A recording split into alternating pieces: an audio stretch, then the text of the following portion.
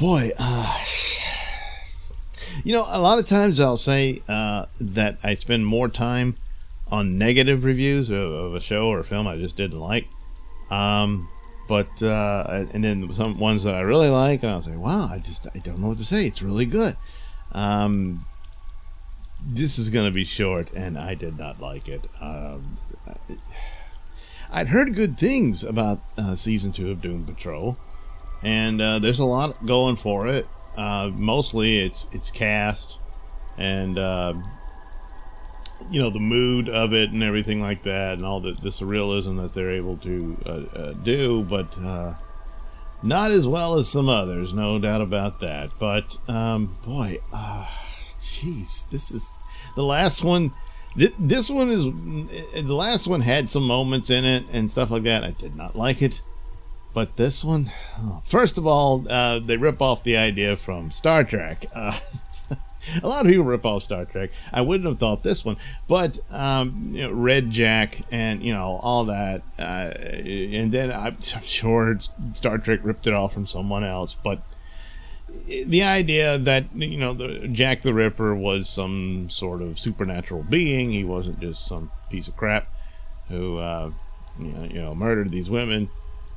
So here, young Niles Calder actually meets this creature, Red Jack, while he's in the process of murdering this woman.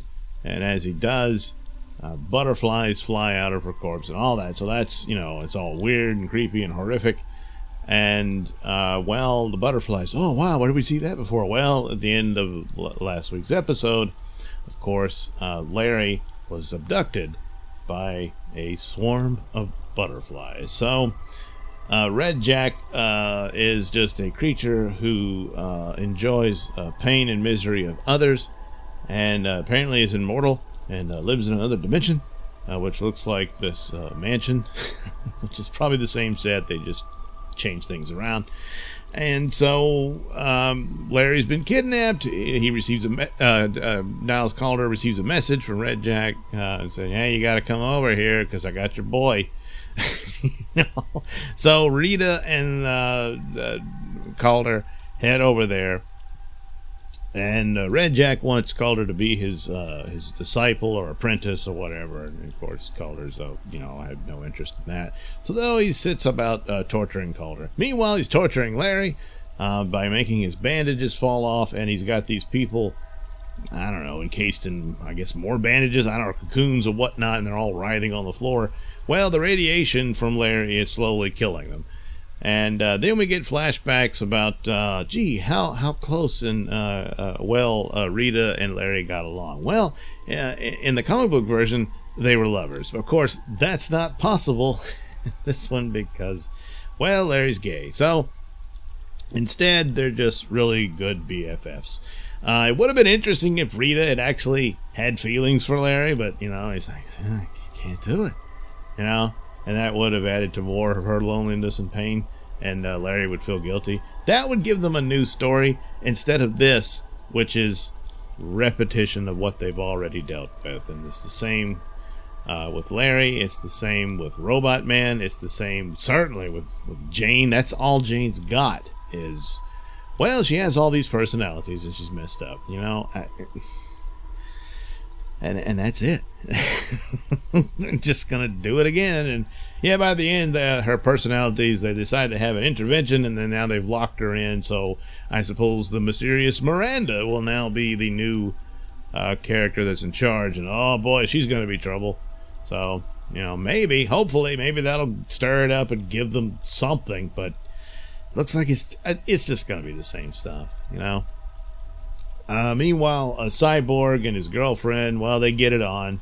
Apparently, Cyborg is capable of that. The versions I've seen of Cyborg, I didn't know if he still, had the equipment.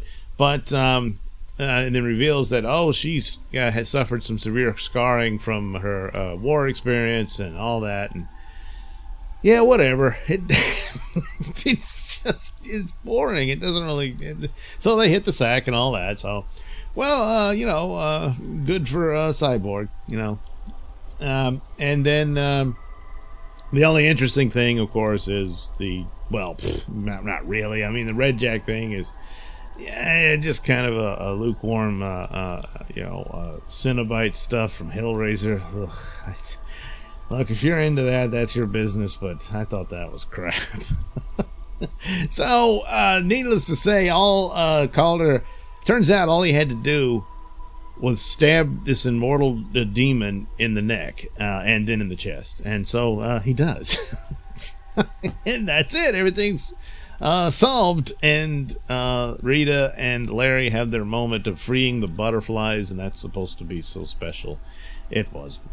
And then, I don't know, somehow, I guess after What's-His-Face is dead, they're able to get back from wherever they are. Doesn't really explain that. But the only other interesting thing is Dorothy and her powers, but, it's the same thing over again. And she screws up and breaks the brick, which is all that's left of Danny. So there's that. And that's it. Wasn't any good. So, Pain Patrol. Yep, aptly named. It was a pain. Yeah.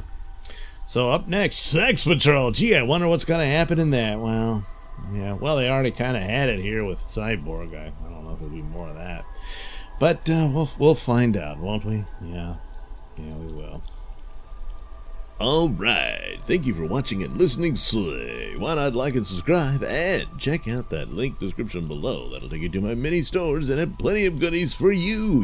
Hats, mugs, stickers, posters, all that goody stuff. Plus, you can head over to indieplanet.com and pick up a copy of my comic book Night Night. Oh, yeah. Plus, you can also catch my podcast, Mr Nailsin Show, over at RadioMisfits.com. And you can also watch my videos on my channel at BitChute. That's the Mr Nailsin channel on BitChute.com.